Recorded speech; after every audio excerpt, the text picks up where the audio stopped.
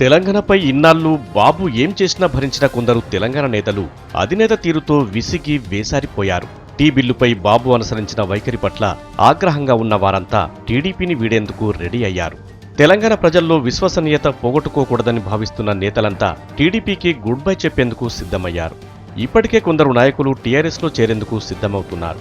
బాబు వైఖరితో గతంలోనే చాలామంది ఎమ్మెల్యేలు సైకిల్ దిగి కారెక్కారు. వీరి బాటలోనే మరికొందరు ఎమ్మెల్యేలు పయనిస్తున్నారు.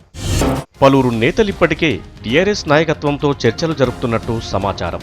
ఆదిలాబాద్ జిల్లా బోధ్ ఎమ్మెల్యే నగేష్ టీఆర్ఎస్లో చేరతారని స్పష్టమైంది. నగేష్ బాటలోనే జిల్లాకు చెందిన మరికొందరు నడుస్తారని సమాచారం. ఇక నిజామాబాద్, వరంగల్, మహబూబ్ నగర్ ఇతర తెలంగాణ జిల్లాల నుంచి కూడా టీడీపీ నుంచి టీఆర్ఎస్లోకి భారీ ఎత్తున వలసలుంటాయని తెలుగు తమ్ముళ్ల మధ్య టాక్.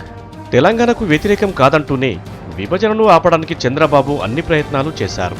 కాళ్ల చెప్పులరిగేలా దేశం మొత్తం చుట్టొచ్చారు. ప్రతి పార్టీకి ఆ పార్టీ అధినేతలకు విన్నపాలు చేశారు. కంటబడిన నేతనల్లా బతిమాలారు. విభజనను ఆపేందుకు ఎంత చేయాలో అంతా చేశారు చంద్రబాబు. బాబు పప్పులు ఉడకలేదు. లోక్సభలో తెలంగాణ బిల్లు ఆమోదం పొందింది. ఇక రాజ్యసభలో తన చెంచాలైన సీఎం రమేష్, సుజనా చౌదరిలతో బిల్లును అడ్డుకునేందుకు శతవిధాలా ప్రయత్నిస్తున్నారు బాబు. ఇదే తెలంగాణ నాయకుల ఆగ్రహానికి కారణమైంది. తెలంగాణలో బలంగా ఉన్న టీడీపీ భ్రష్టుపట్టడానికి బాబే కారణమని తెలుగు తమ్ముళ్లు రగిలిపోతున్నారు. బాబు అర్థంపర్థం లేని వ్యాఖ్యలు, విశ్వసనీయత లేని విధానాలు, కపట నాటకాలు పార్టీకి చేటు చేశాయని చెబుతున్నారు.